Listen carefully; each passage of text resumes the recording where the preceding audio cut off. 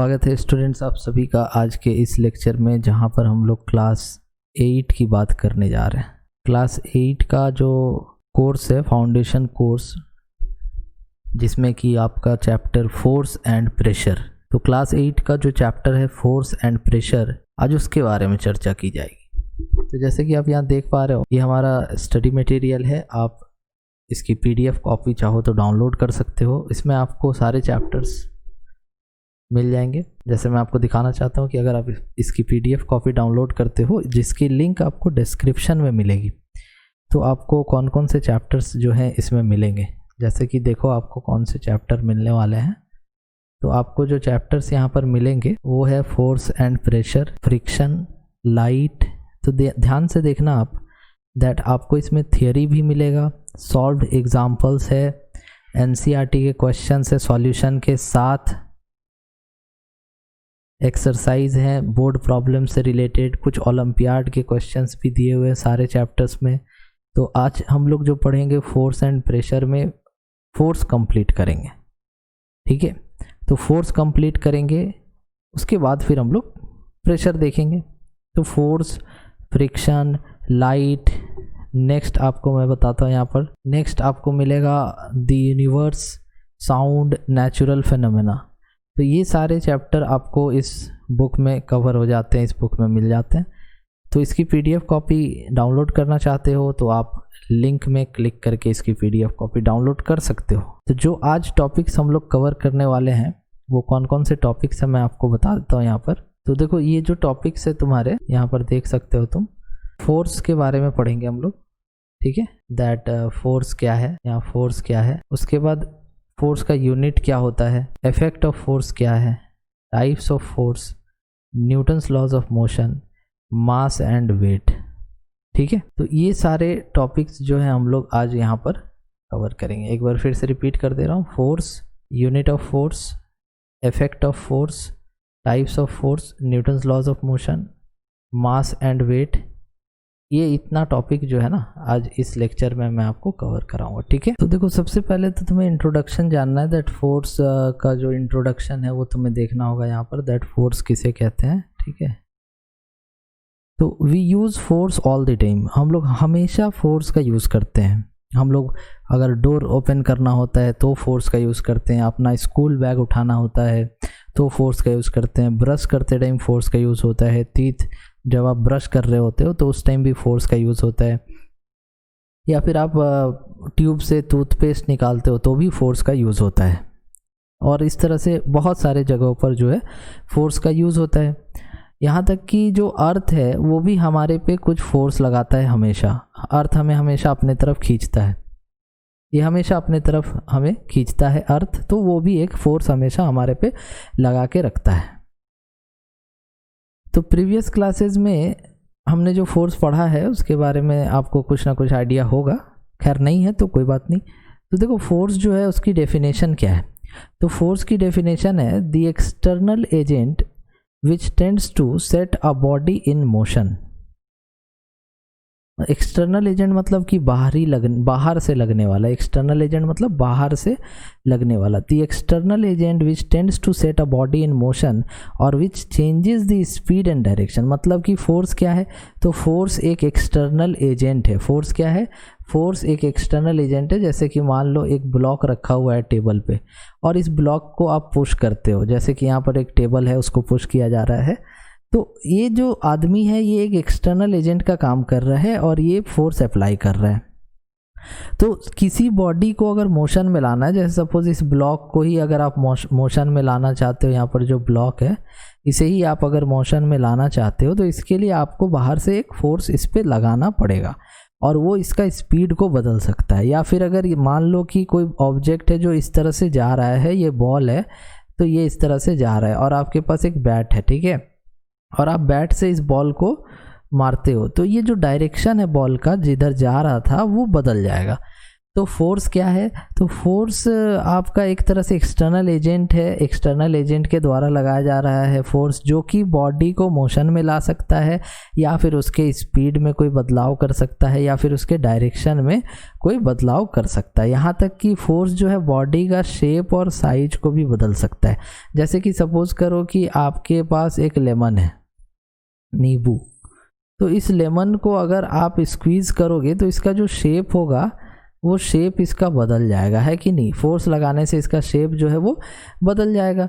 तो इस तरह से आपने देखा कि फोर्स क्या क्या कर सकता है, फोर्स कौन है। तो फोर्स एक तरह से बाहरी लगने वाला एजेंट है, बाहर से लगने वाला एजेंट है, जो बॉडी को मोशन में ला सकता है, बॉडी के स्पीड को चेंज कर सकता है, बॉडी के डायरेक्शन को चेंज कर सकता है, यहाँ तक कि शेप ऑफ अ बॉडी भी चेंज हो सकता है फोर्स लगाने पर, ठीक है।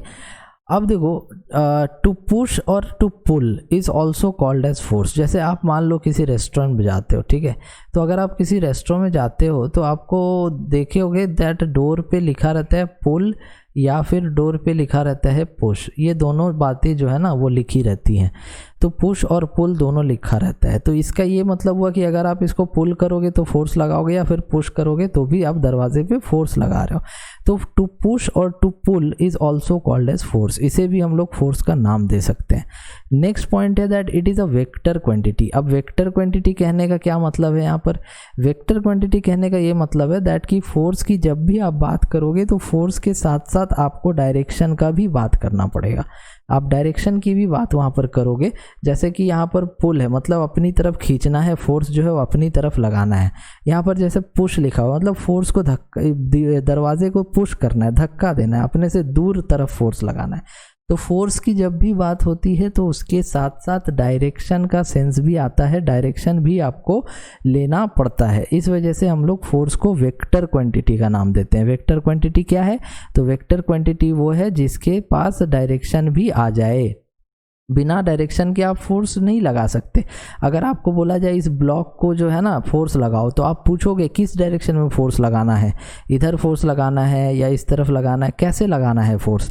तो इस वजह से फोर्स को कहा गया कि वो एक वेक्टर क्वांटिटी है, ठीक है। नेक्स्ट है तुम्हारा यूनिट ऑफ फोर्स, ठीक है। यूनिट ऑफ फोर्स, जैसे आप सपोज करो आप कहते हो कि आज मैं 10 किलोमीटर दौड़ के आया, मतलब यहाँ 10 किलोमीटर जो आप बोल रहे हो तो ये डिस्टेंस है आपका, क्या है? डिस्टेंस है। तो ये जो किलोमीटर है ये मेज़रमेंट हो रहा है। डिस्टेंस को अगर मेज़र करना है तो आप किलोमीटर में मेज़र करते हो। या फिर आप कहते हो कि मुझे 10 सेकेंड से यहाँ पर रोक के रखा गया है, मुझे 10 घंटे से यहाँ पर रोक के रखा गया, तो 10 आवर। तो 10 आवर जब कह रहे हो तो टाइम की बात हो रही है। तो ये आवर जो है ये मेज़रमेंट करने के लिए यूनिट बनाया गया। टाइम को अगर मेज़र करना है तो आवर यूनिट हम लोग लेते हैं। उसी तरह से फोर्स को भी अगर मेज़र करना है तो उसके लिए भी कोई ना कोई यूनिट हमें बनाना पड़ा, और उसका नाम है न्यूटन। तो फोर्स की जो यूनिट होगी वो क्या होगी? न्यूटन, और सिंबल क्या होगा? एन, और इसका दूसरा नाम KG metre per second square भी होता है ना। तो न्यूटन कह सकते हो, या फिर स्मॉल एन से डिनोट करते हैं, या फिर KG metre per second square से भी आप फोर्स को डिनोट कर सकते हो। तो ये जो है ये एसआई यूनिट है। ये क्या है? एसआई यूनिट है। SI unit of force is Newton, okay, है ना। न्यूटन का सिंबल हो गया एन और दूसरा नाम हो गया KG metre per second square. उसी तरह से फोर्स का सीजीएस यूनिट भी होता है। अब ये सीजीएस जो है इसका क्या मतलब है? तो सीजीएस का मतलब है, सी का मतलब हो गया सेंटीमीटर, सी का क्या मतलब हो गया? सेंटीमीटर। जी का क्या मतलब हो गया? जी का मतलब हो गया ग्राम, है ना। और एस का क्या मतलब हो गया? एस का मतलब हो गया सेकेंड। तो सीजीएस मतलब हो गया कि अगर आप फोर्स की यूनिट को इन टर्म्स ऑफ सेंटीमीटर, ग्राम या सेकेंड लिखना चाहते हो तो क्या लिखोगे? तो इसके लिए आपको सीजीएस यूनिट क्या बताया गया? डाइन्स। फोर्स का सीजीएस यूनिट क्या हो गया? डाइन्स। और इसका दूसरा नाम क्या हो गया? ग्राम सेंटीमीटर पर सेकेंड स्क्वायर। जैसे यहाँ पर KG metre per second square था, उसी तरह से ग्राम सेंटीमीटर पर सेकेंड स्क्वायर फोर्स का सीजीएस यूनिट हो जाता है। अब जैसे अगर आपसे पूछा जाए दैट कि बच्चे तुम बता दो दैट कि 1 kg इक्वल टू कितना ग्राम होता है, तुम कहोगे सर ये 1 kg इक्वल टू तो 1000 ग्राम होता है। या अगर कोई पूछे 1 मीटर इक्वल टू कितना सेंटीमीटर होता है, तो तुम कहोगे सर ये 100 सेंटीमीटर होता है। इस तरह से बात करोगे। तो उसी तरह से अगर तुमसे कोई पूछे कि 1 न्यूटन को डाइन में बताओ कितना होगा, तो आप कितना बोलोगे? 10 to the power 5 डाइन्स, है ना। ये सारे पॉइंट्स अगर तुम नोट करना चाहो तो बहुत अच्छा रहेगा, ताकि बाद में तुम रिवीजन इससे कर पाओ, ठीक है। तो 1 न्यूटन इक्वल टू कितना होता है, 10⁵ डाइन्स। क्लियर है, 1 न्यूटन इक्वल टू 10⁵ डाइन्स, ये याद रखना तुम, 1 न्यूटन इक्वल टू 10⁵ डाइन। अब नेक्स्ट टॉपिक है तुम्हारा that effect of force. Effect of force, force का क्या क्या प्रभाव होगा, क्या इफेक्ट होगा। तो पहला क्या है, force can move a body lying at rest. अगर कोई बॉडी रुका हुआ, जैसे कि ये फुटबॉल ग्राउंड पे था, तो ये आदमी आया और उसे एक किक मारता है, तो ये फुटबॉल रेस्ट पे था, लेकिन अब इसके किक मारने से फोर्स लगा, तो फोर्स जैसे ही लगा ये बॉल जो है वहाँ से मूव कर गया। तो इस वजह से कहा गया कि ये एक इफेक्ट है, ये एक प्रभाव है फोर्स का, that force can move a body lying at rest. Force can move a body lying at rest. अगर कोई बॉडी रुका हुआ है, कोई बॉडी रेस्ट पे है, तो फोर्स लगा करके उस बॉडी को मूवमेंट दिया जा सकता है, चलाया जा सकता है, ठीक है। नेक्स्ट है तुम्हारा कि इसके एग्जाम्पल्स क्या क्या, वो भी देख लो तुम कि क्या एग्जाम्पल्स। पहला तो मैंने बता दिया, kicking a stationary football, lifting a book kept on a table top. अगर कोई टेबल पे बुक रखा हुआ है तो उसे उठाने के लिए भी फोर्स लगाना पड़ेगा, तो फोर्स लगा करके तुम किसी बुक को उठा सकते हो। या फिर कोई बॉल रुका हुआ है तो उसे बैट से मार के मूव करा सकते हो, है ना। तो force can move a body lying at rest, this are the examples. अभी नेक्स्ट पेज पे चलते हैं हम लोग। नेक्स्ट है तुम्हारा force can stop a moving body.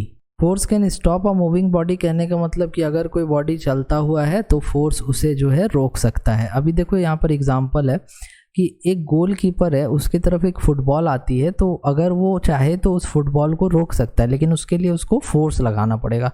तो force can stop a moving body, ठीक है। तो फोर्स लगा करके किसी भी बॉडी को रोका जा सकता है। अभी जैसे कोई बच्चा यहाँ पर साइकिल चला रहा है, तो ये बच्चा जो साइकिल चला रहा है तो इसके टायर्स और रोड के बीच में ना फ्रिक्शन लग रहा होगा, टायर्स और रोड के बीच में फ्रिक्शन का फोर्स होगा, और ये फ्रिक्शन फोर्स रेस्पॉन्सिबल होगा इस साइकिल को रोकने के लिए। अगर ये पेडलिंग करना बंद कर दे तो धीरे धीरे साइकिल जो है ना वो रुक जाएगी। तो ये कैसे होता है, this is because of the force. तो अ गोलकीपर फुटबॉल को रोकना चाहता है तो उसके लिए उसे फोर्स लगाना पड़ेगा। या फिर कोई साइकिल जो है वो चल रही है रोड पे, तो टायर्स और रोड के बीच में फ्रिक्शन होगा, वो भी जो है उसे रोक सकता है। तो ये सेकेंड इफेक्ट हो गया। फोर्स का सेकेंड इफेक्ट में क्या लिखोगे, that force can stop a moving body.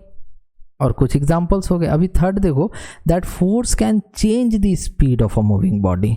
Force लगा करके आप चाहो तो किसी बॉडी का स्पीड को ना चेंज कर सकते हो। जैसे कि यहाँ पर एक बच्चा साइकिल चला रहा है, आप भी चलाते होगे, तो ये जो बच्चा साइकिल चला रहा है तो ये इसको क्या कर रहा है, ये इसको पुश कर रहा है, ये इसको धक्का दे रहा है। तो धक्का जब ये दे रहा है तो इसका स्पीड जो है बढ़ जाएगा, या फिर अपनी तरफ खींचेगा ना तो स्पीड इसका कम हो जाएगा। तो कहने का मतलब क्या हुआ कि force can change the speed of a moving body. Force लगा करके किसी भी मूविंग बॉडी का जो स्पीड है उसको बदला जा सकता है कि नहीं। फोर्स लगा करके किसी भी बॉडी के स्पीड को बदला जा सकता है। नेक्स्ट देखो, that force can change the direction of a moving body. Force क्या कर सकता है, किसी बॉडी मूविंग बॉडी के डायरेक्शन को बदल सकता है। जैसे ये कैरम बोर्ड है ना, आप भी खेलते होगे कैरम बोर्ड, तो ये आपके पास एक कैरम बोर्ड आप देख पा रहे हो इस तरह से है। तो यहाँ पर जैसे कोई स्ट्राइक ये इसे आपने फेंका और ये जा करके यहाँ टकराता है, तो जब ये इस एंड पे जाके टकराएगा तो यहाँ पर एक फोर्स लगेगा, और इसकी वजह से इसका जो डायरेक्शन था वो कैसे जा रहा था, ऐसे जा रहा था, बट ये अब इधर नहीं जा पाएगा, क्योंकि जैसे ही जा करके ये टकराएगा वहाँ पर तो उसे लौटना पड़ेगा वापस, और वो लौट करके इस डायरेक्शन में जाने लगेगा। कहने का मतलब कि फोर्स लगा जा करके, जब वो एज पे टकराया तो फोर्स लगा, और उसकी वजह से इसका जो डायरेक्शन है कॉलिजन की वजह से वो चेंज हो गया। अब यहाँ पर जैसे एक बॉल है, तो ये जो बॉल है, ये बॉल जैसे इस तरफ जा रहा है, ऐसे जा रहा है, लेकिन ये जो आदमी है, ये जो बच्चा है, ये बैट से इस बॉल को मारता है, तो इस वजह से क्या हो गया कि इसका डायरेक्शन अब इस तरफ जाने लगा, है कि नहीं। तो फोर्स लगाने से आपने देखा डायरेक्शन किस तरह से चेंज हो जा रहा है। अभी थर्ड एग्जांपल में देखो कि ये एक स्ट्रिंग में एक स्टोन को बांध दिया है और गोल गोल घुमा रहा है, तो यहाँ पर ये स्ट्रिंग जो है पूरा टाइट रहेगा, लूज नहीं रहेगा। कहने का मतलब कि इस स्ट्रिंग में भी एक फोर्स है जो इसको गोल गोल घुमाने में मदद कर रहा है। अगर ये स्ट्रिंग टूट जाता है तो ये स्टोन जो है गोल गोल नहीं घूमेगा, है ना, इस तरह से गोल गोल ये नहीं घूम पाएगा। तो ये तुम समझ गए दैट कि अगर तुम्हें फोर्स लगाना है और तुम चाहो तो डायरेक्शन भी किसी बॉडी का आप चेंज कर सकते हो। क्लियर है? तो ये तुम्हारा हो गया नेक्स्ट। अभी देखो आगे बढ़ते हैं हम लोग, कुछ और टॉपिक्स कवर करते हैं। नेक्स्ट है तुम्हारा force can change the shape and size of an object. अभी फोर्स लगा करके तुम चाहो तो किसी बॉडी का जो शेप और साइज है ना उसे भी बदल सकते हो। तो कैसे बदलोगे? तो ध्यान दो यहाँ पर, जैसे कि एक स्प्रिंग है, अब स्प्रिंग को चाहो तो तुम पुश कर सकते हो। तो पुश करने से जो ये स्प्रिंग है ना, ये स्प्रिंग छोटा हो जाएगा, तो इसे हम लोग कहते हैं कॉम्प्रेशन। तो यहाँ पर क्या हो रहा है? तो यहाँ पर ये कॉम्प्रेस्ड हो रहा है, यहाँ पर ये कॉम्प्रेस्ड हो रहा है, ठीक है। और चाहो तो तुम इसे खींच सकते हो इस तरफ। तो जब तुम इसे खींचोगे तो ये क्या होगा? ये इलोंगेट होगा। ये क्या होगा? ये इलोंगेट होगा। तो इस स्प्रिंग को अगर तुम बिना फोर्स लगाए चाहो कि इसका शेप और साइज चेंज कर दो तो ये पॉसिबल है क्या? नहीं ना। तो उसी तरह से जब तुम सुबह उठ करके ब्रश करने जाते हो तो जब तुम टूथपेस्ट के ट्यूब को प्रेस करते हो, स्क्वीज़ करते हो, तो वो फ्लैटन हो जाता है और उससे टूथपेस्ट बाहर आता है। तो वहाँ पर भी तुम क्या कर रहे हो? तो फोर्स लगा करके उस ट्यूब का जो शेप और साइज है उसे बदल रहे हो। तो स्प्रिंग का एग्जांपल मैंने तुम्हें दिया, टूथपेस्ट का एग्जांपल दिया, है ना। तो स्ट्रेच करने पे ये जो स्प्रिंग है इसका लेंथ बढ़ जाएगा और वही कंप्रेस करने पे ये स्प्रिंग जो इसका लेंथ जो है घट जाएगा। तो फोर्स लगा करके तुम किसी भी बॉडी का शेप, साइज, लेंथ या जो भी है उसको तुम चेंज कर सकते हो, है कि नहीं। अभी 6th में देखो लिखा हुआ है that force can make a body rotate. Force can make a body rotate, मतलब कि फोर्स जो है वो किसी बॉडी को गोल गोल घुमा सकता है। अब इसका एग्जांपल थोड़ा सा ध्यान से समझने वाला है दैट कि when electric current is pass through a motor of a ceiling fan, forces are produced in the dynamo or motor which makes the fan rotate. अब क्या क्या कह रहा है यहाँ, ध्यान से देखो दैट कि जब भी इलेक्ट्रिक करंट पास होता है, पंखा लगा है तुम्हारे घर पे, सीलिंग फैन लगा हुआ है, उसे ध्यान से देखना कि जैसे स्विच दबाते हो वो गोल गोल घूमने लगता है। तो वहाँ पर होता क्या है? तो इलेक्ट्रिक करंट पास होता है जो कि जा कर के मोटर को घुमाता है और फोर्स वहाँ पर आता है और वो उसे गोल गोल घुमाने लगता है। या फिर फोर्स लगा करके तुम चाहो तो किसी डोर को ओपन क्लोज कर सकते हो। तो जब कोई डोर ओपन या क्लोज होता है तो वो भी तो गोल गोल ही घूमता है ना। हाँ, कंप्लीट गोल नहीं घूमता बट गोल गोल घूमता है ना। तो force can make a body rotate. तो ये तुम्हारे हो गए इफेक्ट्स ऑफ फोर्स। ये क्या हो गए? Effects of force. तो तुम्हें टोटल मैंने 6 इफेक्ट्स बताए फोर्स के। अब आ जाओ दैट टाइप्स ऑफ फोर्स, मतलब फोर्स के कितने प्रकार है, कितने टाइप्स हैं। तो पहला देखो यहाँ पर कॉन्टैक्ट फोर्स। क्या है? Contact force. और दूसरा क्या है? Non contact force. अब कॉन्टैक्ट फोर्स में भी कुछ टाइप्स आ जाते हैं। क्या क्या टाइप्स आ जाते हैं? Frictional force, normal force, muscular force and mechanical force. और नॉन कॉन्टैक्ट के क्या क्या टाइप्स आ जाते हैं? Gravitational force, electrostatic force, magnetic force. ये जो टाइप्स हैं ये तुम्हारे किसके टाइप्स हो गए? ये तुम्हारे हो गए नॉन कॉन्टैक्ट फोर्स के, ठीक है। तो तुम्हें मैंने यहाँ पर 2 एग्जांपल्स यहाँ पर दिए, है कि नहीं। तो ये 2 एग्जांपल्स तुम्हें याद रखना है दैट कि सर आपने बताया है। पहला क्या बताया मैंने? तो electrostatic force, gravitational force and magnetic force. ये सारे एग्जांपल्स जो है ना तुम्हें याद रखने हैं दैट कि सर ये जो है नॉन कॉन्टैक्ट फोर्स है। और कॉन्टैक्ट फोर्स का एग्जाम्पल कोई पूछे तो क्या बताओगे? कॉन्टैक्ट फोर्स का एग्जाम्पल बता देना तुम। Frictional force, normal force, muscular force and mechanical force. अब एक एक करके ना इन सारे के बारे में बात करते हैं हम लोग। देखो कॉन्टैक्ट फोर्स नाम से ही पता चल रहा है दैट कॉन्टैक्ट में आना है ना। कॉन्टैक्ट में आना है। जब भी कोई 2 बॉडीज कॉन्टैक्ट में आएंगे तो कॉन्टैक्ट फोर्स एक्ट कर पाएगा, अदरवाइज नहीं कर पाएगा। जैसे सपोज फॉर एग्जांपल मैं तुम्हें बताता हूँ यहाँ पर दैट कि अगर आप जो साइकिल चलाते हो, तो साइकिल जब आप चलाते हो बच्चे, तो वहाँ पर टायर्स, जैसे कि ये टायर्स हैं, है ना, और रोड, अगर टायर्स और रोड आपस में कांटेक्ट में नहीं आएंगे, टायर्स और रोड आपस में कांटेक्ट में नहीं आएंगे, तो इनके बीच में जो फोर्स है वो होगा क्या? फोर्स लगेगा क्या?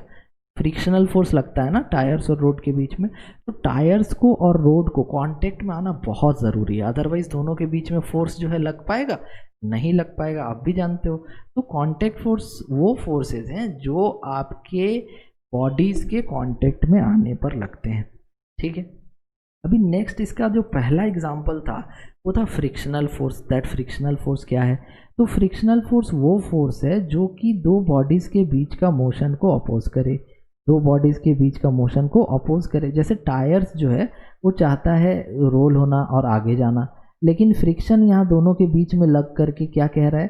फ्रिक्शन जो है टायर्स और रोड के बीच में लग रहा है और वो क्या कह रहा है कि नहीं नहीं मैं तो आगे नहीं जाने दूंगा, मैं रोक दूंगा मोशन को। तो फ्रिक्शन जो है इस तरह से मोशन को क्या कर रहा है? अपोज कर रहा है कि नहीं? अगर मान लो आपको बोला जाए दैट आपको बर्फ के ऊपर मीन्स आइस के ऊपर रनिंग करना है, तो आइस के ऊपर आप रनिंग अच्छे से नहीं कर पाओगे, आप फिसल जाओगे, आप स्लिप कर जाओगे और आप स्लिप करके ना गिर जाओगे। लेकिन कोई ग्राउंड है या रोड है या नॉर्मल रफ सा ज़मीन है उस पर आप आराम से दौड़ सकते हो। तो कहने का मतलब हो गया कि फ्रिक्शन जो एक ग्रिप देता है रिलेटिव मोशन को रोक करके। अगर मान लो कि रोड और टायर के बीच में फ्रिक्शन नहीं होता तो टायर स्लिप करता, उस पर ब्रेक लगाते आप गाड़ी रुकती नहीं। तो ऐसा कहाँ होता है? बारिश के टाइम पे। तो रेनी सीजन में देखना आप टायर्स जो होते हैं बहुत स्किड करते, क्यों? क्योंकि सरफेस जो स्मूथ हो जाता है, सरफेस क्या हो जाता है? स्मूथ हो जाता है, और स्मूथनेस की वजह से फ्रिक्शन जो है कम हो जाता है। तो फ्रिक्शनल फोर्स क्या करता है? रिलेटिव मोशन या दो बॉडीज के बीच में अगर मोशन होना चाहे तो उसको अपोज करता है, उसको रोकना चाहता है फ्रिक्शनल फोर्स, है ना? समझ गए? तो यहाँ पर देखो, जब ये ब्लॉक है जो रखा हुआ है किसी ग्राउंड पे, जो ब्लॉक रखा हुआ है और ये हॉरिजॉन्टल सरफेस पे आगे जा रहा है वेलोसिटी से, तो फ्रिक्शन जो लग रहा है कहाँ लग रहा है? तो ग्राउंड और बॉडी का जो कॉन्टैक्ट सरफेस है ना ये वाला, यहाँ पर फ्रिक्शन फोर्स एक्ट कर रहा है। यहाँ पर क्या एक्ट कर रहा है? यहाँ पर फ्रिक्शनल फोर्स एक्ट कर रहा है और ये चाहता है दैट कि इसे रोक दो, इसे आगे मत जाने दो, इसे यहाँ पर रोक दो। तो इस तरह से फ्रिक्शनल फोर्स लगता है। तो फ्रिक्शनल फोर्स किस डायरेक्शन में लगता है? तो frictional force acts in direction opposite to the direction of motion. मतलब कि ब्लॉक किस तरफ मोशन कर रहा था? तो ब्लॉक जो है आगे की तरफ मोशन कर रहा था, तो ब्लॉक का मोशन आगे की तरफ था, तो उसे रोकने के लिए फ्रिक्शनल फोर्स लग रहा है। मीन्स फ्रिक्शनल फोर्स जो है वो पीछे की तरफ लगेगा। और कहाँ पर लगेगा? जो कॉन्टैक्ट सरफेस है, मीन्स ये जो ब्लॉक है और ये जो ग्राउंड है इसके बीच में जो सरफेस है ना कॉन्टैक्ट वाला, यहाँ पर फ्रिक्शनल फोर्स जो है लगेगा और ये चाहेगा कि मोशन को होने नहीं दें। ठीक है? तो सरफेस जितना स्मूथर होगा, smoother the surface the lesser is the friction. Surface जितना स्मूथ होगा फ्रिक्शन उतना ही कम होगा। अब देखो फ्रिक्शन के कुछ टाइप्स यहाँ पर दिए हुए हैं, that what is static friction, what is kinetic friction. जैसे कि मान लो कि दो बॉडीज हैं और दोनों रुके हुए हैं, जैसे कि मान लो एक ब्लॉक है और ये ग्राउंड है, ये ब्लॉक है और ये ग्राउंड है। अभी यहाँ पर दोनों रुके हुए हैं, लेकिन आप जो है ना फोर्स लगा रहे हो, धक्का मार रहे हो, लेकिन ये आगे नहीं बढ़ रहा है। इसका मतलब कि जो सरफेस है ब्लॉक का और जो ग्राउंड है, इन दोनों के बीच में कोई मोशन नहीं है। तो इस टाइप का जहाँ भी सिचुएशन दिखे तो आपको कहना है कि सर वहाँ पर जो है ना स्टैटिक फ्रिक्शन लग रहा है। तो which acts when body is stationary. जब भी कोई बॉडी रुका हुआ है लेकिन वहाँ मोशन होना चाहता है, वो आगे बढ़ना चाहता है लेकिन आगे नहीं बढ़ पा रहा है, क्योंकि फ्रिक्शन जो है ना ऑपोजिट डायरेक्शन में लग करके उसको रोक के रखा हुआ है। तो जब भी बॉडीज स्टेशनरी होते हैं तो वहाँ पर स्टैटिक फ्रिक्शन होता है, और जब बॉडीज मूविंग होते हैं, जैसा कि यहाँ पर एग्जांपल है दैट कि यहाँ पर हॉरिजॉन्टल सरफेस पे ब्लॉक आगे की तरफ जा रहा है, तो इस जगह पर जो है फ्रिक्शन फोर्स लग रहा है। कौन सा फ्रिक्शन लग रहा है? Kinetic friction. तो स्टैटिक फ्रिक्शन कहाँ लगेगा? जब दो सरफेस या दो बॉडीज आपस में रेस्ट पे हो। और काइनेटिक फ्रिक्शन कहाँ लगेगा? तो काइनेटिक फ्रिक्शन वहाँ लगेगा जब दो बॉडीज आपस में स्लाइड कर रहे हैं, जैसे कि ग्राउंड के ऊपर कोई ब्लॉक स्लाइड करके आगे जा रहा है, तो उस टाइम पे जो फ्रिक्शन एक्ट कर रहा है ग्राउंड और सरफेस के बीच में जो फ्रिक्शन लग रहा है वो काइनेटिक फ्रिक्शन है। कौन सा फ्रिक्शन है? काइनेटिक फ्रिक्शन है। तो काइनेटिक फ्रिक्शन आप बोलना कि जब सरफेस के बीच में स्लाइडिंग हो तो काइनेटिक फ्रिक्शन, जब सरफेस के बीच में स्लाइडिंग ना हो तो स्टैटिक फ्रिक्शन। ठीक है? अभी नेक्स्ट है तुम्हारा दैट नॉर्मल फोर्स क्या है। ठीक है? The force acting on a body perpendicular to the surface of contact is called normal force. Tension and spring force are also contact forces. देखो जैसे सपोज करो कि एक टेबल है ना, और इस टेबल पे एक ब्लॉक रखा हुआ है कि नहीं? तो ये जो ब्लॉक है ये इसका वेट किधर लगेगा? तो अर्थ के तरफ वेट लगेगा इसका। तो ये वेट जो है ये पुश करेगा किसको? इस टेबल को। तो टेबल टूट क्यों नहीं जाता? क्योंकि टेबल भी ऑपोजिट में एक फोर्स देता है, टेबल भी उसके ऑपोजिट में एक फोर्स देता है ऊपर की तरफ, और ये कैसा होता है? तो ये सरफेस के परपेंडिकुलर होता है। जैसे कि दीवार है, मान लो कि ये वॉल है, और इस वॉल को ना आप धक्का मारते हो, पुश करते हो, तो ये वॉल टूट जाना चाहिए, लेकिन ऐसा नहीं होता है। तो जब आप फोर्स लगाते हो दीवार पे, तो दीवार भी आपको एक फोर्स देता है इस तरह से। इसी वजह से जो फोर्सेस होते हैं बैलेंस्ड हो जाते हैं। तो ये जो फोर्स होता है ये नॉर्मल फोर्स होता है। तो नॉर्मल फोर्स कौन सा फोर्स है? तो नॉर्मल फोर्स वो फोर्स है जो सरफेस देता है परपेंडिकुलर, है ना, जब आप उसके कांटेक्ट में आते हो। याद रखना ऐसे कि नॉर्मल फोर्स वो फोर्स है जो सरफेस देता है, परपेंडिकुलर होता है वो, और बाहर की तरफ होता है सरफेस से, ठीक है ना, और जब आप उसके कांटेक्ट में आते हो। नेक्स्ट है आपका मस्कुलर फोर्स। तो ये तो बहुत आसान है। दैट मस्कुलर फोर्स क्या होता है? जैसे कि आपको कोई फिजिकल एक्टिविटी या टास्क दिया जाए, करना है, दैट फिजिकल एक्टिविटी या कोई टास्क आपको करना है, तो किसी भी फिजिकल एक्टिविटी को या फिर टास्क को करने के लिए आपको कुछ ताकत चाहिए ना, फोर्स चाहिए ना। वो फोर्स जो होता है वो मस्कुलर फोर्स होता है। अब जैसे मान लो कि बुलक कार्ट है, उसको खींचना है, तो एनिमल जो होगा, हॉर्स या डोंकी या फिर कोई कैमल्स या फिर बुल जो भी होगा, उसके पास मस्कुलर फोर्स होना चाहिए, ताकत होना चाहिए, तभी जा कर के आप किसी टास्क को कर पाते हो। तो इसमें भी आपको उस बॉडी के कांटेक्ट में आना पड़ेगा। जैसे मान लो कि टेबल पे कोई किताब रखा हुआ है, ये टेबल है, और इस पर कोई बुक रखा हुआ है इस तरह से, है ना, तो इस बुक को उठाने के लिए आपको इस बुक के कांटेक्ट में आना पड़ेगा ना। तो यहाँ पर आपको कौन सा फोर्स देना होगा? यहाँ पर आपको देना होगा मस्कुलर फोर्स, ठीक है। नेक्स्ट आपका है mechanical force. That mechanical force किसे कहते हैं? ठीक है, मैकेनिकल फोर्स। अब जैसे मशीन है, ठीक है, या फिर कार की इंजन है, तो mechanical force produced by car engine, उसके लिए आपको क्या करना होता है? वहाँ पर कुछ पावर देना होता है ना।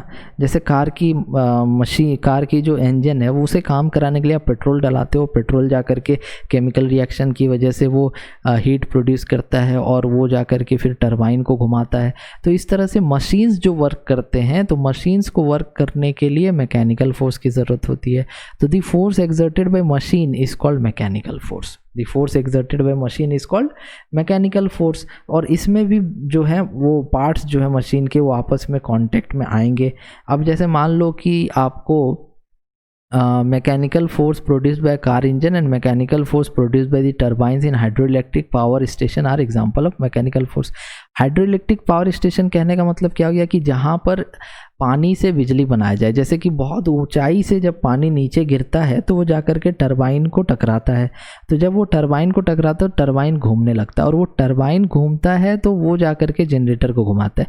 तो टरबाइन जनरेटर को घुमा रहा है, तो वहाँ पर कौन सा फोर्स है? मैकेनिकल फोर्स है। कौन सा फोर्स है? टरबाइन जनरेटर को घुमा रहा है, तो वो कौन सा फोर्स है? मैकेनिकल फोर्स है। तो वहाँ पर बॉडीज़ को आपस में, पार्ट्स को आपस में कनेक्टेड होना चाहिए, कॉन्टेक्ट में होना चाहिए, तभी तो मैकेनिकल फोर्स लगेगा। इसीलिए mechanical force is also an example of contact force, ठीक है। अब देखो, अब आ जाओ तुम नॉन कॉन्टैक्ट फोर्स में। दैट कि नॉन कॉन्टैक्ट फोर्स के क्या क्या एग्जांपल्स हैं और इसे कैसे डील करेंगे। तो जब बॉडीज़ को आपस में कॉन्टैक्ट में आने की कोई ज़रूरत नहीं है, तो उस टाइम पे वैसे जो फोर्सेस होते हैं उन्हें हम नॉन कॉन्टैक्ट फोर्स कहते हैं, ठीक है। अब इसका एक एग्जांपल क्या है? Gravitational force. इसका एग्जांपल है ग्रेविटेशनल फोर्स। जैसे फॉर एग्जांपल कि अगर अर्थ से ऊपर कोई बॉडी रखा हुआ है, मान लो कि अर्थ से ऊपर, ये अर्थ है, और यहाँ से कोई बॉडी को आप ड्रॉप करते हो, तो क्या ये बॉडी नीचे नहीं जाएगा? बिल्कुल जाएगा। तो क्या ये अर्थ के कांटेक्ट में था क्या? या विदाउट किसी कांटेक्ट के भी इस पे फोर्स लग रहा था? तो विदाउट किसी कांटेक्ट पे भी इस पे फोर्स लग रहा है ना। तो कोई बॉडी अगर अर्थ के कांटेक्ट में नहीं है तो भी उस पर फोर्स लगता है, और उस फोर्स को बोला जाता है ग्रेविटेशनल फोर्स।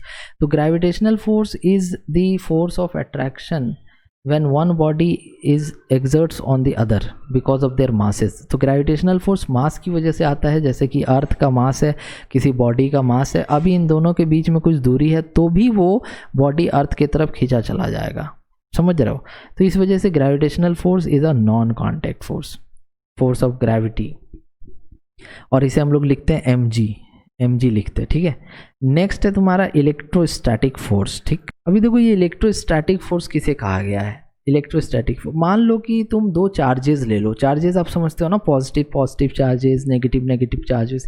तो अगर दो पॉजिटिव चार्जेस हैं तुम्हारे पास और इन दोनों पॉजिटिव चार्जेस को कुछ दूरी पे भी रखा गया तो भी इन दोनों के बीच में एक फोर्स अप्लाई होता है जिसे हम लोग रिपल्सिव फोर्स कहते हैं, रिपल्शन कहते हैं। तो ये जो दो चार्जेस हैं इनका कांटेक्ट माना कोई ज़रूरी नहीं है, अगर दो चार्जेस कुछ दूरी पे भी रखे हुए हैं तो भी उनमें फोर्स होता है और उस फोर्स को कहा गया इलेक्ट्रोस्टैटिक फोर्स। तो अगर मान लो सिमिलर चार्जेस है जैसे कि प्लस प्लस चार्ज या फिर माइनस माइनस चार्ज, तो इनके बीच में जो फोर्स होगा वो कहलाएगा रिपल्सिव फोर्स, रिपल्शन कहलाएगा। और अगर मान लो अपोजिट चार्जेस हैं जैसे कि मान लो कि पॉजिटिव नेगेटिव, नेगेटिव पॉजिटिव, है ना, तो उनके बीच में जो फोर्स होगा वो अट्रैक्टिव होगा, खिंचाव होगा दोनों के बीच में। तो अब इसका एक एग्जाम्पल बहुत अच्छे से यहाँ पर लिखा हुआ है दैट कि if we rub a plastic object like a pen और अ कॉम्ब विथ हेयर। तो मान लो एक पेन ले लो और एक कॉम्ब ले लो और हेयर में उसे रब करके उस पेपर बिट्स जो है आपके उसके सामने लेके जाओ, जैसे कि ये पेपर बिट्स हैं, और एक पेन को हेयर में रब करके इसके पास ले जाओ, तो देखना कि इनके बीच में अट्रैक्शन होता है। तो क्या होता है कि ये पेन जो है चार्ज हो जाता है रब करने से, तो ये पेपर को अपनी तरफ अट्रैक्ट करने लगता है। तो यहाँ पर पेपर और पेन को कांटेक्ट में आने की ज़रूरत नहीं है, थोड़ा दूर भी रखोगे तो भी अट्रैक्शन हो जाएगा। मीन्स यहाँ पर ये जो फोर्स है इलेक्ट्रोस्टैटिक फोर्स है, और इलेक्ट्रोस्टैटिक फोर्स बिना बॉडीज़ के कॉन्टैक्ट में आए भी लग सकता है। ठीक है, नेक्स्ट एग्जाम्पल आ जाता है तुम्हारा मैग्नेटिक फोर्स का, that what is magnetic force किसे कहा गया है। तो मैग्नेटिक फोर्स एक्चुअल में वो फोर्स होता है जो दो मैग्नेट्स के बीच में लगे। जैसे कि एक मैग्नेट ले लो और उस मैग्नेट को क्या करो कि दूसरे मैग्नेट के पास लेकर जाओ, सटाना नहीं है, कांटेक्ट में नहीं लाना है, बस उसके पास ले जाना, देखना तुम्हें एक फोर्स फील होगा इन दोनों के बीच, या तो अट्रैक्शन हो सकता है या फिर रिपल्शन हो सकता है। तो यहाँ पर जब दो मैग्नेट्स को थोड़ा दूर भी रखा जाए तो उनके बीच में तो फोर्स लग जाता है भाई। तो ये एक एग्जाम्पल है नॉन कॉन्टैक्ट फोर्स का। अब जैसे सपोज एक मैग्नेट को आयरन नेल्स के पास ले जाओ, एक मैग्नेट को आयरन नेल्स के पास ले जाओ, तो जब मैग्नेट को आयरन नेल्स के पास ले जाओ और इसे टच मत कराओ, कांटेक्ट में मत लाओ, फिर भी ये आयरन नेल्स को अपनी तरफ खींच लेगा, अट्रैक्ट कर लेगा। तो ये जो फोर्स लगा ये विदाउट कांटेक्ट में आए लगा है। इस वजह से हमने मैग्नेटिक फोर्स को किस कैटेगरी में रखा, तो नॉन कॉन्टैक्ट फोर्स के कैटेगरी में। ओके, अब नेक्स्ट टॉपिक मैं तुम्हें बताने जा रहा हूँ that what are resultant forces, what are resultant forces. तो देखो पहले पढ़ते हैं यहाँ पर क्या लिखा हुआ है, दैट कि if a single force acting on a body produces the same acceleration as produced by number of forces, then the single force is called resultant of this individual forces. The resultant force is also called the net force. अब यहाँ पर ध्यान से देखना कि जैसे मान लो कि कोई ब्लॉक बड़ा सा, देखो यहाँ पर ये बना हुआ डायग्राम मैं यहीं पर बता रहा हूँ, जैसे एक बड़ा सा ये मान लो कि एक अलमीरा है, ठीक है। अब इसे दो लोग मिल करके पुश कर रहे हैं, लेकिन हुआ क्या कि ये चल रहा है, ठीक है, ये आगे बढ़ने लगा, लेकिन अब इस अलमीरा को आकर के केवल एक ही आदमी पुश करता है और सेम काम कर देता है। तो हम लोग ये कह सकते हैं कि इन दोनों फोर्सेस का जो रिजल्टेंट है, जो नेट है, वो कौन है, F।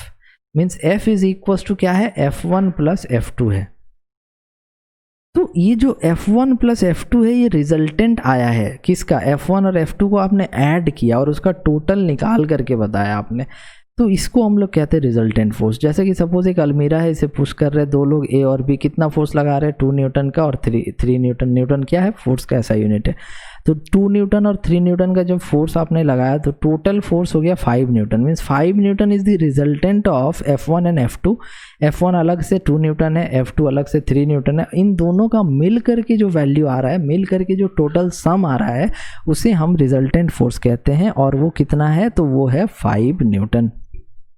नेक्स्ट टॉपिक है तुम्हारा बैलेंस्ड फोर्सेस क्या है। तो बैलेंस्ड फोर्सेस कहने का मतलब हो गया कि सपोज एक ब्लॉक लिया है आपने और इस ब्लॉक को एक आदमी इस तरफ से पुश करता है 5 न्यूटन से, और एक दूसरा आदमी भी है और वो इस तरफ से पुश करता है 5 न्यूटन से।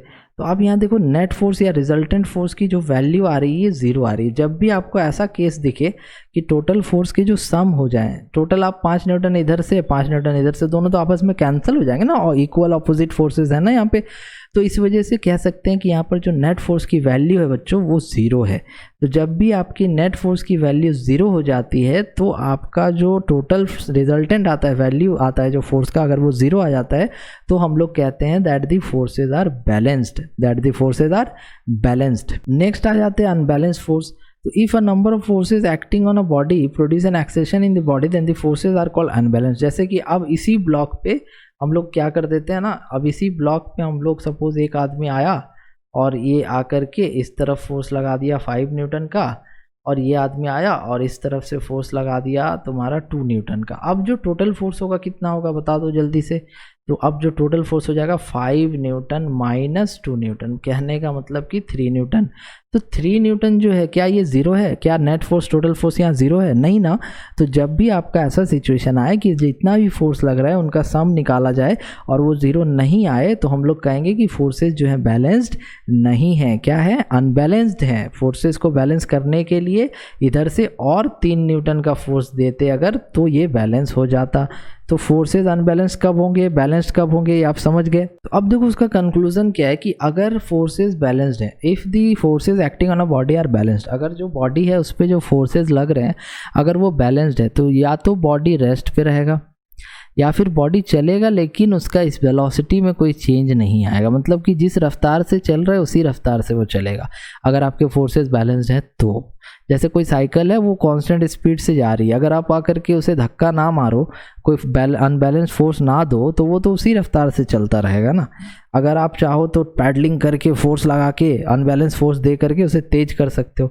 तो जब भी किसी ऑब्जेक्ट में फोर्सेस जो होते हैं वो बैलेंस्ड होते हैं, तो या तो बॉडी रेस्ट पे रहेगा या फिर वो कांस्टेंट वेलोसिटी से, सेम वेलोसिटी से मोशन करता रहेगा। अगर फोर्सेस अनबैलेंस्ड है, if the forces are unbalanced then object accelerate करेगा। एक्सेलरेट करना मतलब कि तेज होगा धीरे धीरे या फिर स्लो होगा धीरे धीरे, कांस्टेंट वेलोसिटी में नहीं रहेगा वो, समझ गए। नेक्स्ट आते न्यूटन्स लॉज ऑफ मोशन। तो न्यूटन का पहला नियम क्या है कि कोई भी बॉडी अगर रेस्ट पे, आप डेफिनेशन यहाँ से लिख सकते हो, मैं इसका एक्सप्लेनेशन दे दे रहा हूँ आपको, दैट कि अगर कोई भी बॉडी रेस्ट पे रुका हुआ है तो वो रुका ही रहेगा, ठीक है, जब तक कि आप उस पर फोर्स ना लगाओ। ये पहला नियम है कि अगर कोई बॉडी रुका हुआ है तो वो रुका हुआ ही रहेगा जब तक कि आप उस पर फोर्स ना लगाओ। जैसे आपका टेबल है, अगर आप उस पर कोई ऑब्जेक्ट रख करके चले जाओ कहीं, तो जब वापस लौट के आओगे तो देखोगे कि वो ऑब्जेक्ट वहीं रखा हुआ रहेगा, क्योंकि उस पर कोई फोर्स किसी ने नहीं लगाया। लेकिन अगर कोई उस पर फोर्स लगा देगा तो वो वहाँ नहीं रहेगा, वहाँ से वो मूव करके कहीं और चला जाएगा। तो यही न्यूटन का पहला नियम है कि अगर कोई बॉडी रुका हुआ है तो वो रुका हुआ ही रहेगा जब तक कि हम लोग उस पर कोई फोर्स ना लगाए। एंड साथ ही साथ कि अगर कोई बॉडी यूनिफॉर्म मोशन कर रहा है, मतलब कि उसकी वेलोसिटी बदल नहीं रही है, सेम है, हमेशा रफ्तार एक ही है, तो जब तक आप उस पर फोर्स नहीं दोगे वो ना तेज होगा ना रुकेगा। तो ये न्यूटन का पहला नियम है। अब आते हैं इनर्शिया पे। तो इनर्शिया क्या है? तो इनर्शिया बॉडी की एक ऐसी प्रॉपर्टी होती है जो उसके स्टेट को बनाए रखती है। स्टेट कहने का मतलब कि इनर्शिया जो होता है बॉडी का टेंडेंसी होता है दैट कि अगर बॉडी रेस्ट में है तो वो चाहता है कि रेस्ट पे ही रहे, चल रहा है तो वो चाहता है चलते रहे, अगर सीधा जा रहा तो चाहता है सीधा जाते रहे। तो ये जो प्रॉपर्टी होती है ना बॉडी की, किसी वस्तु की, उसे हम इनर्शिया कहते हैं। जैसे कि आप सपोज करो कि बस के अंदर बैठे हुए हो, तो बस के अंदर अगर आप बैठे हुए हो और बस अचानक से स्टार्ट हो जाए तो आपको एक झटका सा लगेगा पीछे की तरफ, होता है कि नहीं। और अगर बस मान लो बहुत तेज़ी से चल रही है, अचानक से रुक जाती है, तो आपको एक झटका सा लगेगा आगे की तरफ। तो यहाँ पर हो क्या रहा है?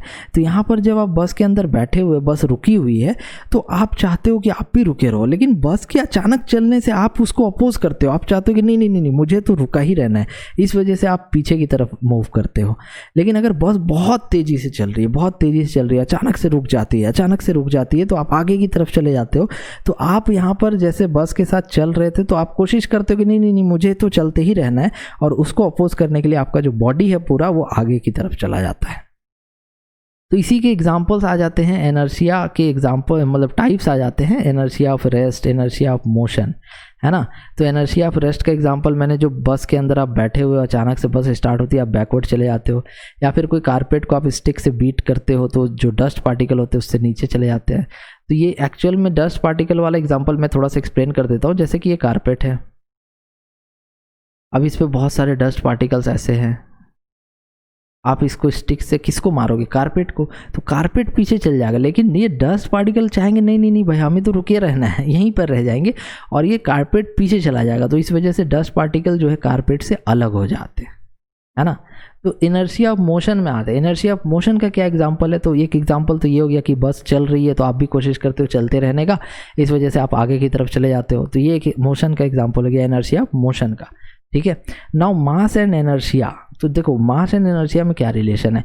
अगर कोई ऑब्जेक्ट बहुत बड़ा है, बहुत लार्ज है, तो उसका इनर्शिया उतना ही ज़्यादा होगा। कहने का मतलब कि अगर सपोज कोई बहुत बड़ा सा ऑब्जेक्ट है और आप छोटे से हो, आपकी तरफ वो बड़ा सा ऑब्जेक्ट आ रहा है, अगर आप इसे रोकना चाहो तो आप नहीं रोक पाओगे, क्योंकि इसका इनर्शिया बहुत ज़्यादा है। इसका जो टेंडेंसी है, इसका जो मोशन में रहने का जो मन है, चाहत है, वो बहुत ज़्यादा है, तो इसे रोकना बहुत मुश्किल है। लेकिन ये छोटा सा ऑब्जेक्ट है और आप इसको रोकना चाहते हो, आपकी तरफ ये आ रहा है, तो आराम से रोक सकते हो, क्योंकि जितना ऑब्जेक्ट का मास कम होगा उसका टेंडेंसी जो है मोशन में रहने का या रेस्ट में रहने का उतना ही कम होता है। अगर मास बहुत ज़्यादा है ना बॉडी की, तो उसका मोशन में रहने का या रेस्ट में रहने का टेंडेंसी उतना ही ज़्यादा होता है। इसीलिए कहा गया है कि larger the mass of the body larger is the inertia. तो it is more difficult to stop a cricket ball than a tennis ball. तो क्रिकेट बॉल जो है डिफ़िकल्ट है रोक पाना, क्योंकि वो ज़्यादा भारी होता है। टेनिस बॉल को रोक पाना आसान है, क्योंकि वो हल्का होता है। अब आ जाओ Newton second law of motion पे। तो देखो Newton second law of motion क्या कहता है। Newton second law of motion ये कहता है कि force is equal to the product of mass, force equal to product of mass and acceleration. अब भाई यहाँ मास तो हमें पता है कि बॉडी का मास होता है, एक्सेलरेशन क्या है, तो acceleration is equal to change in velocity by time. मतलब कि अगर कोई बॉडी चल रहा है 5 मीटर पर सेकेंड से और उसका वेलोसिटी जो है चेंज हो गया और कितना हो गया 10 मीटर पर सेकेंड, तो 5 मीटर पर सेकेंड से चेंज होकर के उसका वेलोसिटी हो चुका है 10 मीटर पर सेकेंड और टाइम लगा है 2 सेकेंड का। तो एक्सेलरेशन कितना होगा, acceleration equals to final velocity that is 10 metre per second minus initial velocity that is 5 meter per second divided by 2 means 10 minus 5 5 by 2 2.5 meter per second square। तो ये acceleration है। Acceleration कब आएगा, जब वेलोसिटी में कोई चेंज हो, velocity में कोई बदलाव हो। तो वेलोसिटी को बदलना with respect to time, time के अनुसार वेलोसिटी जो है वो कितना बदला है वो डिफाइन करता है दैट एक्सेलरेशन कितना है। और यहाँ पे मैंने तुम्हें एक्सेलरेशन निकाल करके बताया, ठीक है। तो acceleration is equals to change in velocity by time. तो फोर्स कहने का मतलब कि फोर्स जो किसी बॉडी पे लगता है वो कितना होता है, प्रोडक्ट होता है किसका, मास का और एक्सेलरेशन का। तो मास इंटू एक्सेलरेशन निकालना मतलब कि फोर्स निकालना। तो ये न्यूटन का सेकेंड लॉ कहता है कि जो भी फोर्स लगेगा बॉडी पे वो इक्वल होगा किसके, मास और एक्सेलरेशन का जो प्रोडक्ट है। तो जैसे बॉडी की मास सपोज करो 2 kg है ना, तो आपकी जो फोर्स हो जाएगी कितनी हो जाएगी, mass into acceleration means 2 kg into 2.5 metre per second square, बोले तो 5 kg metre per second square या फिर 5 न्यूटन, ठीक है। तो अब यहाँ पर कुछ पॉइंट है जो नोट करने लायक है। That Newton first law of motion gives a qualitative idea of force while the Newton second law provides the idea to measure the force. तो कहने का मतलब हो गया कि न्यूटन का जो पहला नियम है वो आपको फोर्स का आइडिया देता है कि आखिर फोर्स क्या है, बॉडी कब मूव करेगा, कब रुकेगा। लेकिन न्यूटन का जो सेकेंड लॉ है वो आपको बताता है कि फोर्स को कैलकुलेट कैसे करना है, फोर्स का वैल्यू को कैसे निकालना है। तो फोर्स का वैल्यू को निकालने के लिए सिंपली मास इंटू एक्सेलरेशन कर दो, आपका फोर्स आ जाएगा। अब हम लोग आ जाते हैं Newton third law of motion, ठीक है, थर्ड लॉ ऑफ मोशन। तो थर्ड लॉ ऑफ मोशन क्या कहता है, ध्यान से देखना कि if a body A exerts a force on body B, the body B will also exert an equal and opposite force on A. तो जैसे कि अगर मान लो ये दीवार है, मान लो कि यहाँ पर जो है ना, यहाँ पर हम लोग एक दीवार बना लेते हैं, वॉल, और आप जा करके दीवार पे एक मुक्का मारते हो। आप ए हो और दीवार बी है, तो अगर ए बी को मारेगा तो बी को चोट लगेगा, तो बी भी उतना ही फोर्स से ए को मारेगा। कहने का मतलब कि अगर ए जो है, ए ने जा कर के बी पे फोर्स लगाया तो बी ने भी ए पे फोर्स लगाया होगा और वो दोनों इक्वल होंगे और अपोजिट होंगे। मीन्स कहने का मतलब कि ए ने जितना फोर्स बी पे लगाया होगा बी ने भी ए पे उतना ही फोर्स लगाया होगा। ये न्यूटन का थर्ड लॉ कहता है, ठीक है। और ये फोर्सेस जो कहलाते हैं ये एक्शन एंड रिएक्शन कहलाते हैं। मतलब कि ए ने जब बी पे फोर्स लगाया तो उसे एक्शन कहा गया और जब बी ने ए पे फोर्स लगाया तो उसे रिएक्शन कहा गया। और action and reaction acts on two different bodies, मतलब कि जो एक्शन लगा था वो दीवार पे लगा, वॉल पे लगा, और जो रिएक्शन लगा था वो ए पे लगा, मैन पे लगा। तो इसीलिए कहा गया कि एक्शन और रिएक्शन जो फोर्सेस हैं वो दो अलग अलग बॉडीज़ पे लगेंगे। अब यहाँ पर एप्लीकेशंस गिवन है that what are the applications of Newton's first third law. तो रिकॉइलिंग ऑफ गन, जैसे कि कोई आदमी अगर गन को फायर करता है, तो जब किसी गन को फायर किया जाता है तो गन जो है पीछे आता है इस तरह से, है ना, तो इसे कहते हैं रिकॉइलिंग ऑफ गन। तो when a bullet is fired from a gun, तो बुलेट यहाँ पर क्या हो रहा है कि गन ने बुलेट पे फोर्स लगाया, गन ने बुलेट पे फोर्स लगाया, तो बुलेट ने भी गन पे फोर्स लगाया होगा, इस वजह से गन जो है पीछे जाता है। एप्लीकेशन ऑफ वॉकिंग या जंपिंग, जंपिंग करके मैं बताता हूँ। जैसे कि सपोज ये ग्राउंड है और आप यहाँ पर ग्राउंड को नीचे पुश करते हो, तो ग्राउंड भी आपको ऊपर पुश करता है, इस वजह से आप जंप कर पाते हो। बिना ग्राउंड को नीचे पुश किए आप जंप नहीं कर पाओगे, ठीक है। अब लॉन्चिंग ऑफ रॉकेट, जैसे रॉकेट का जब लॉन्चिंग होता है तो आप देखना कि उससे बहुत सारा गैस निकलता है और वो ग्राउंड को नीचे पुश करता है, और इस वजह से ग्राउंड भी रॉकेट को ऊपर पुश करता है और लॉन्चिंग हो पाती है। तो यहाँ पर जितने भी हैं सब एक्शन रिएक्शन है। जैसे कि गन ने बुलेट को मारा तो एक्शन है, बुलेट ने गन को मारा तो रिएक्शन है, आपने ग्राउंड को नीचे पुश किया एक्शन है, ग्राउंड ने आपको ऊपर पुश किया ये रिएक्शन है। तो ये सारा इक्वल होता है, ऑपोजिट होता है, और ये न्यूटन के थर्ड लॉ के अंतर्गत आता है। अब नेक्स्ट आ जाते हैं मास एंड वेट के बारे में पढ़ते हैं। तो मास क्या है, तो मास जो है total matter contained in a body, body में कितना मैटर है, कितना मैटर कंटेंड है किसी बॉडी में, वो मास कहलाता है, ठीक है। और इसकी ऐसा यूनिट होती है केजी, किलोग्राम में मेज़र करते हैं। ये एक क्वांटिटी है जो कि किलोग्राम इसका ऐसा यूनिट है। और मास जो होता है कांस्टेंट होता है, मास किसी बॉडी का बदलता नहीं है। साथ ही साथ अब वेट के बारे में ध्यान से देखो, तो वेट एक्चुअल में क्या है, तो वेट एक्चुअल में फोर्स है। वेट क्या है, फोर्स है। तो कौन सा फोर्स है, तो वेट वो फोर्स है जिससे अर्थ आपको अपने तरफ खींचता है। तो force applied by the earth on you is weight, और इसका फॉर्मूला होता है m इंटू जी। वेट का फॉर्मूला होता है, वेट क्या है, फोर्स है, और इसका फॉर्मूला होता है mass into gravity. Gravity, g is the value of gravity, और इसकी वैल्यू होती है 9.8 मीटर पर सेकेंड स्क्वायर। तो जी इज ग्रेविटी, कहने का मतलब कि जैसे अर्थ है, अर्थ आपको अपने तरफ खींचता है। अर्थ क्या करता है, अर्थ आपको अपने तरफ खींचता है, तो अर्थ आप पे फोर्स लगाता है, that is your weight, that is your weight. और इसकी वैल्यू निकालने के लिए आपको मास अपना जो होता है, जैसे 60 kg आपकी मास है, तो उसे आप 9.8 से मल्टीप्लाई कर दो, आपको वेट पता चल जाएगा। तो इसकी यूनिट क्या होगी, तो वही होगी जो फोर्स की यूनिट होती है, तो इसकी भी यूनिट हो जाएगी आपकी न्यूटन। अब यहाँ पर कुछ डिफरेंस है, देखो यहाँ पर डिफरेंस दिया हुआ है मास और वेट में। तो मास क्या है, डेफिनेशन पहला डिफरेंस हो जाएगा that mass of a body, the matter contain in a body is called mass, and the weight is force which it is attracted towards the centre of earth. Weight क्या है, तो force है जो centre की तरफ लगता है अर्थ में। और मास का ऐसा यूनिट किलोग्राम, वेट का ऐसा यूनिट न्यूटन। मास कांस्टेंट होता है लेकिन वेट जगह जगह पर बदलेगा। जैसे कि मून पे अगर चले जाओ तो आपका वेट 1/6 हो जाएगा। जैसे कि अर्थ पे आपका वेट अगर 600 न्यूटन है तो मून पे आपका वेट 100 न्यूटन हो जाता है। क्यों, क्योंकि जी की जो वैल्यू होती है बदल जाती है। फोर्स इक्वल टू क्या था, mg, weight equal to mg था ना। तो मास तो आपका कांस्टेंट रहेगा लेकिन जी की वैल्यू जो है 1/6 हो जाती है मून पे जाने पे। इसीलिए कहा गया दैट कि वेट इज नॉट कांस्टेंट,